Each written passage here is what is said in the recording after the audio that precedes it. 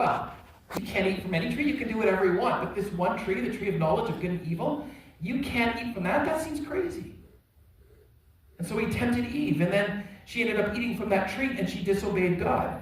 And Adam and Eve faced a consequence for that decision. And it seems to me that the devil does this oftentimes in life.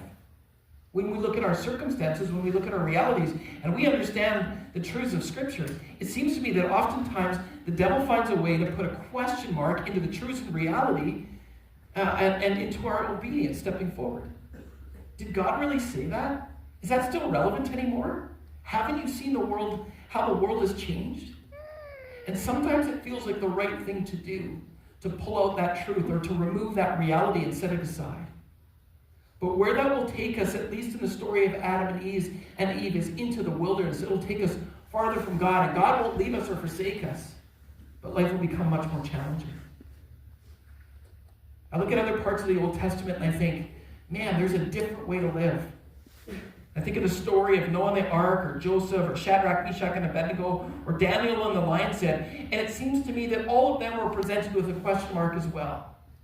But as they did, they chose the harder way. They chose to obey and to follow God. And even though it meant that life was going to get uncomfortable for a while, and there was going to be even some medium-level suffering, when they chose to follow God, it seemed to me that long-term, even though life became very uncomfortable, there was a long-term blessing that came, not just for them, but for the community and the world and the people around them, that led them closer to God in a bigger way.